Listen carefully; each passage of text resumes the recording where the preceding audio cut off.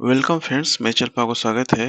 चलिए हम आज देखेंगे आपका जो भी महत्वपूर्ण प्रश्न है आपका उनको देखेंगे और ये आपके सभी क्वेश्चन जो है प्रीवियस ईयर जो एमसीक्यू क्वेश्चन आपके हैं और स्टैटिस्टिक्स जीके से आपका सारा क्वेश्चन होगा आपका।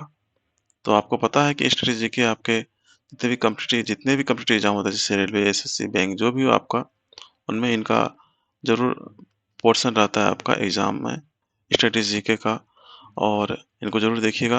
और ये प्रैक्टिस सेट आपका थर्ड है और इनके पहले हम प्रैक्टिस सेट 1 और 2 डिस्कस कर चुके हैं, तो उनको आप अपने चैनल पे देख सकते हैं। तो चलिए आज हम प्रैक्टिस सेट आपका जो थर्ड है इनमें हम लोग देखेंगे सेट थर्ड में कि क्या-क्या क्वेश्चन है। और अगर आपको क्वेश्चन पसंद आता है और आपको अच्छा लग रहा है, ज़रूर लाइक कीजिएगा और कमेंट कीजिएगा कि आपको वीडियो कैसा लग रहा है। और आपको अगर सुझाव देना हो तो सुझाव दीजिएगा कि आपको कुछ इम्प्रूवमेंट चाहिए इसमें, तो हम वो भी करेंगे। तो चलिए हम लोग क्वेश्चन पे चलते हैं और उन क्वेश्चनों को हम लोग देखें आज। तो मेरे साथ बने रहिए अंत तक। आपका पहला प्रश्न है 1930 में जो है मानव एबीओ रक्त समूह प्रणाली का वर्णन करने के लिए किस वैज्ञानिक को नोबेल पुरस्कार से सम्मानित किया गया है? तो याद रखिएगा वो है आपके कार्ल कार्ल लैंडस्टीनर, इनको सम्मानित किया गया है, याद रखिएगा। जो आपके कार्ल लैंडस्टीनर है इनको सम्मानित किया गया है नोबेल पुरस्कार से। और यह आपके जो हैं ऑस्ट्रिया के जो जीव वैज्ञानिक तथा चिकित्सक हैं, याद रखिएगा। ये जो आपके हैं कार्ल कार्ल लैंडस्टीनर, ये आपके जो हैं ऑस्ट्रिया के जीव वैज्ञानिक तथा चिकित्सक हैं, ये भी आपको पता होना चाहिए। और ये आपके 1930 में जो है मानव एवियो रक्त समूह प्रणाली का वर्णन करने के लिए इनको जो है नोबेल पुरस्कार से सम्मानित किया गया था। तो याद रखिएगा ऑप्शन जो है इनका सी राइट आंसर हो जाएगा। हम नेक्स्ट क्वेश्चन में आगे बढ़ते हैं और हम अगला प्रश्न देखते हैं आपका। नेक्स्ट क्वेश्चन है सेकंड नंबर आपका, माइक्रोबायोलॉजी का जनक किसे कहा जाता है? उन्हें बैक्टीरिया की खोज के लिए भी जाना जाता है। तो याद रखिएगा इनका जो राइट आंसर है वो आपका ऑप्शन आपके जो है सी हो जाएंगे, एंटोनी वॉन ल्यूवेनहॉक। इनको जो है आपके माइक्रोबायोलॉजी का जनक कहा जाता है और इनको बैक्टीरिया की खोज के लिए भी जाना जाता है। तो ऑप्शन जो है सी इनका जो है राइट आंसर हो जाएगा। याद रखिएगा ये आपके हॉलैंड के जो प्रसिद्ध वैज्ञानिक हैं आपके, याद रखिएगा कहाँ के हैं आपके, तो ये आपके जो हैं हॉलैंड के हैं आपके। हॉलैंड के जो है ये प्रसिद्ध वैज्ञानिक हैं और 1683 में इनको जो है कब, तो 1683 में जो है इनको जीवाणु की खोज और इसको माइक्रोबायोलॉजी की जनक के रूप में जाना जाता है। इतना आपको याद होना चाहिए। और इस जीवाणु की खोज जो बैक्टीरिया है आपके जीवाणु, इनका जो अगर नामकरण का बात करें, नामकरण किन्होंने दिया है, नाम ये जो जीवाणु नाम है ये किन्होंने दिया है, तो आपके एरेन वर्ग ने दिया है। याद रखिएगा जो एरेन वर्ग है इन्होंने आपका जो है इनका नामकरण किया था। और ये कब किया था, तो 1829 में किया था। ये भी आपको पता होना चाहिए। और यहाँ पे आपको दिख रहा होगा जोनास ई साल्क, ये जो है आपके ये पोलियो का जो टीका होता है इनका खोज के लिए इनको जाना जाता है। याद रखिएगा जो आपके पोलियो का जो है आपका जो टीका होता है इनकी खोज के लिए इनको जाना जाता है। किनको, जोनस ई साल्क को। आपको यहाँ पे बता दें कि जो आपके मेंडलीफ हैं, डेमित्री मेंडलीफ, इनको जो है रूसी ये रसायनज्ञ हैं और तत्वों की आवाज सारणी के लिए इनको जाना जाता है। याद रखिएगा ये आपके जो है रूसी रसायनज्ञ हैं। याद रखिएगा रूसी रसायनज्ञ हैं और इनको जो है आपके तत्वों की आवर्त सारणी के लिए जाना जाता है। इन्होंने तत्वों की आवर्त सारणी को दिया था। तत्वों की जो है आवर्त सारणी है, इनको इन्होंने दिया था। इनके लिए इनको जाना जाता है। किनको? डेमित्री मेंडलीव को। और यहाँ पे जो आपके दिख रहे होंगे, जैसे जैसे प्रिस्टले, जैसे प्रिस्टले जो है, इनको ऑक्सीजन की खोज के लिए जाना जाता है। ये भी आपको पता होना चाहिए। जो जैसे प्रिस्टले हैं, इनको जो है ऑक्सीजन की खोज के लिए जाना जाता है। तो इतने इन्फॉर्मेशन थे, ये आपको पता होना चाहिए आपको। तो चलिए नेक्स्ट क्वेश्चन देखिए, आपका जो थर्ड नंबर है उनको देखते हैं हम लोग।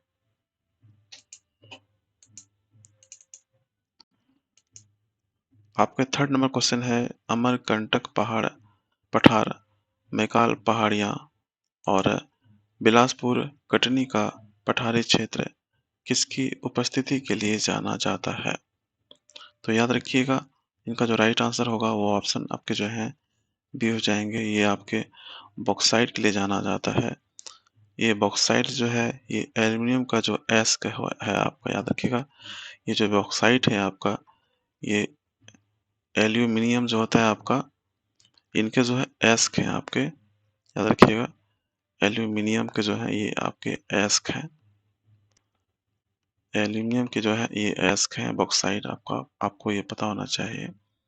और अगर बात करें हम लोग यहाँ भारत राज्य में आपके कहाँ पे हैं, तो वो उड़ीसा राज्य में बॉक्साइट सबसे बड़ा उत्पादन क्षेत्र है आपका है। कहाँ पे? तो आपके उड़ीसा। उड़ीसा जो है इसके मामले में, बॉक्साइट उत्पादन के मामले में सबसे बड़ा आपका क्षेत्र है। और अगर बॉक्साइट के मामले में अगर पूछा जाए, देश में अगर सबसे बड़ा क्षेत्र कौन सा है, अगर देश का बात आ जाए, वो आपके कौन से हैं, तो वो ऑस्ट्रेलिया है, याद रखिएगा। वो कौन सा है? ऑस्ट्रेलिया है। देश में आपका जो है बॉक्साइट में सर्वप्रथम सबसे बड़ा उत्पादक आपका जो देश कौन सा है, ऑस्ट्रेलिया है आपका। ये आपको पता होना चाहिए। तो चलिए, इसमें इम्पोर्टेंट इतना काफ़ी है। और हम नेक्स्ट क्वेश्चन पे आगे बढ़ें और अगला प्रश्न देखते हैं, आपका 4 नंबर क्या है। क्वेश्चन आपका है, मणिपुर की इम्फाल घाटी किस शिल्प का एक महत्वपूर्ण आपका जो है केंद्र है? ये जो आपके मणिपुर जो जो इम्फाल इम्फाल घाटी है, ये किस शिल्प का एक महत्वपूर्ण केंद्र है?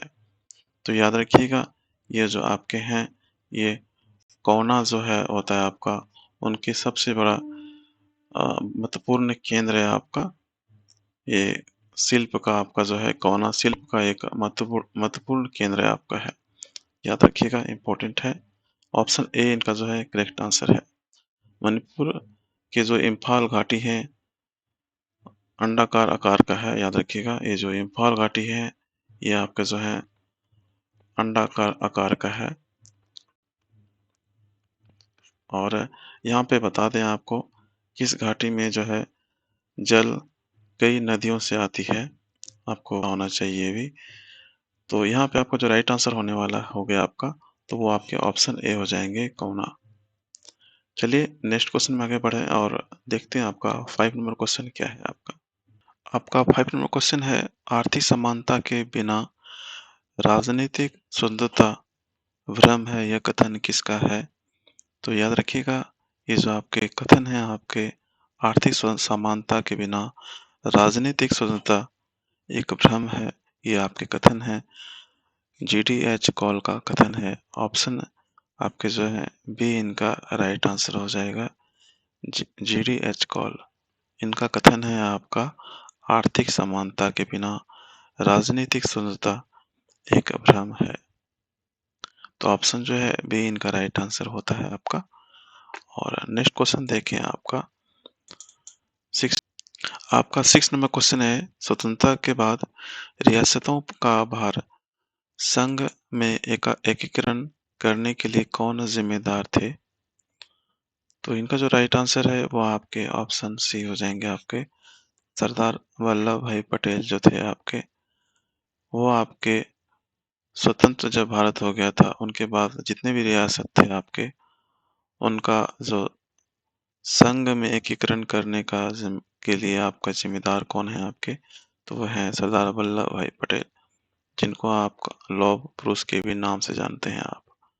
और ये सरदार वल्लभ भाई पटेल जो थे आपके, ये प्रथम गृह मंत्री थे आपके। याद रखिएगा, ये आपके जो हैं प्रथम जो है गृह मंत्री थे आपके सरदार वल्लभ भाई पटेल।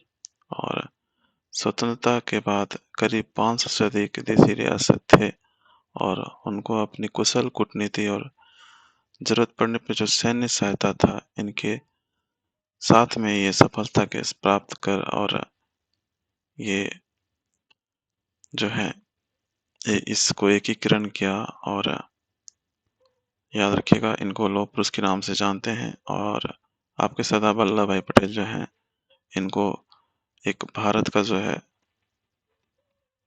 जो है बिस्मार्क भी कहा जाता है। भारत का बिस्मार्क कहा जाता है इनको, सरदार वल्लभ भाई पटेल को। ये भी आपको पता होना चाहिए। तो ये सारे इंफॉर्मेशन थे, ये आपको पता होना चाहिए कि भारत के बिस्मार्क अगर किसको बोला जाता है तो वो है सरदार वल्लभ भाई पटेल। और इनको हम लोग लौह पुरुष के नाम से भी जानते हैं।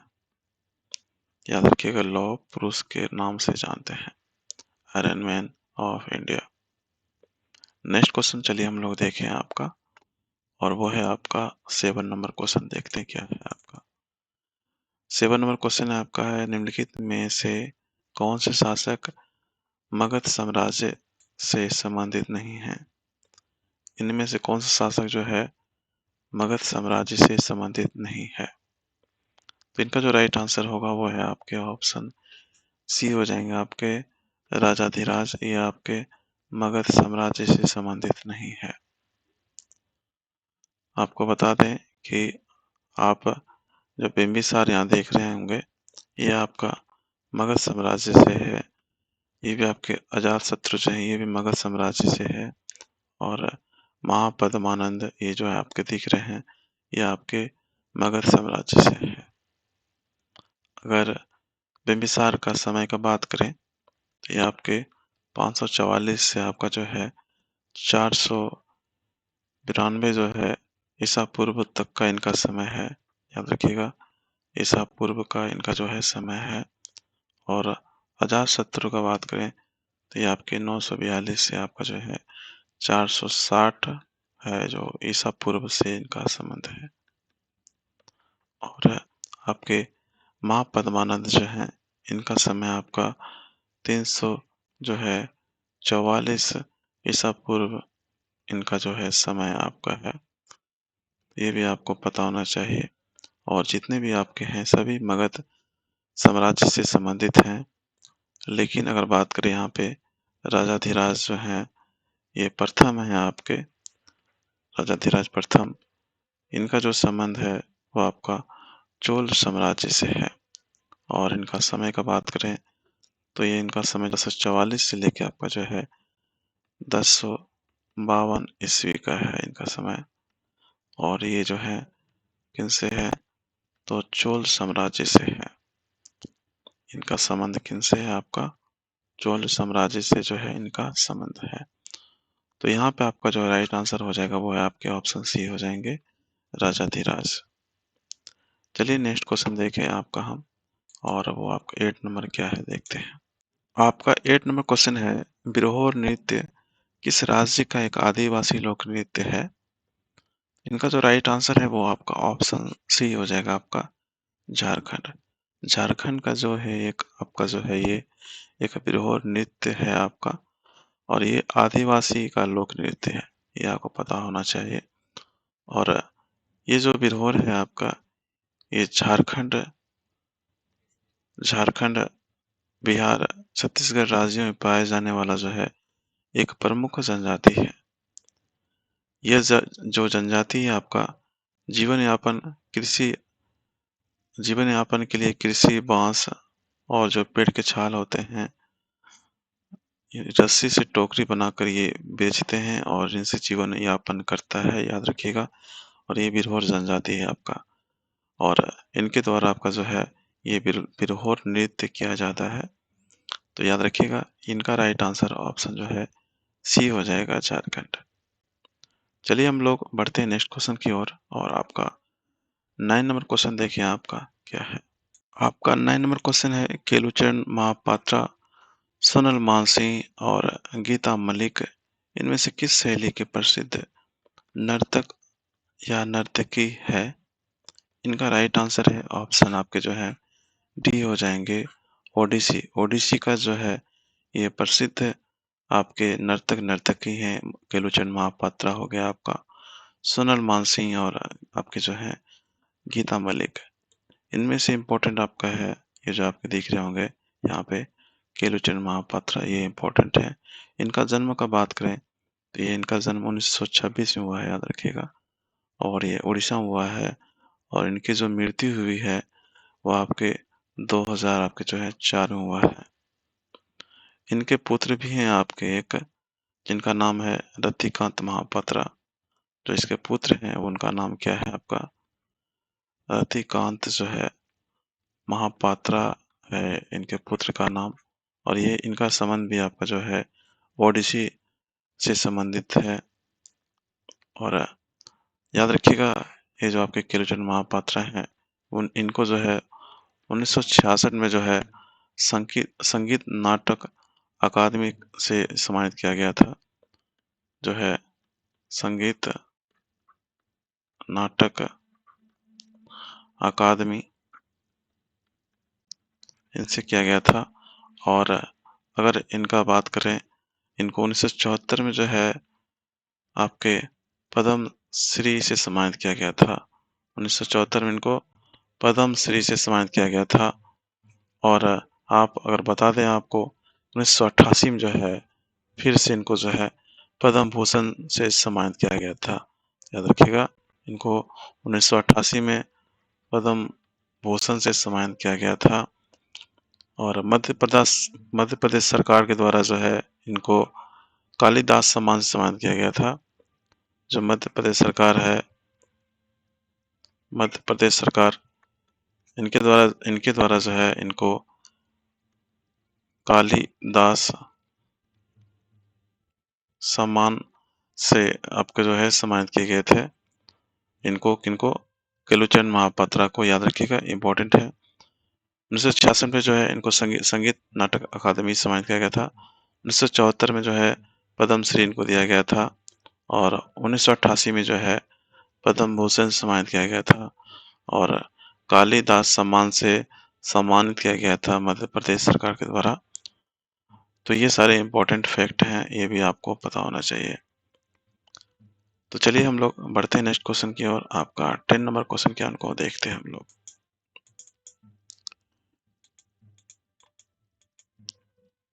आपका 10 नंबर क्वेश्चन है निम्नलिखित में से कौन एक सदिश राशि है? तो इनमें से जो सदिश राशि है वो आपका ऑप्शन आपके जो है डी हो जाएंगे। आपके विद्युत क्षेत्र जो होते हैं वो आपके सदिश राशि हैं। आपके वेक्टर वेक्टर क्वांटिटी है आपके। याद रखिएगा ऑप्शन डी जो है इनका राइट आंसर हो जाएगा। और यहाँ पे जितने भी दिख रहे हैं आपके सभी आपके जो हैं आपके अदिश राशि हैं। तो ये भी आपको पता होना चाहिए। तो ऑप्शन जो है इनका डी राइट आंसर हो जाएगा, विद्युत क्षेत्र। और यहाँ पे सभी आपके जो भी हैं इनको इलेक्ट्रिक फील्ड भी कहते हैं। तो ये याद रखिएगा। और सभी जितने भी हैं आपके सभी आपके जो है अदिश राशि हैं।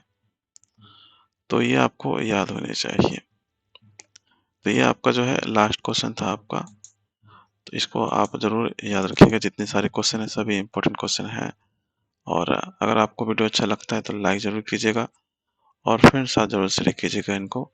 और बताइए कमेंट करके कि कैसा लग रहा है वीडियो आपको। अगर आपको इस वीडियो से हेल्प मिलता है कुछ भी तो जरूर मेरे चैनल को सपोर्ट कीजिएगा और सब्सक्राइब कर लीजिएगा। मिलते हैं नेक्स्ट वीडियो में नेक्स्ट टॉपिक के साथ में।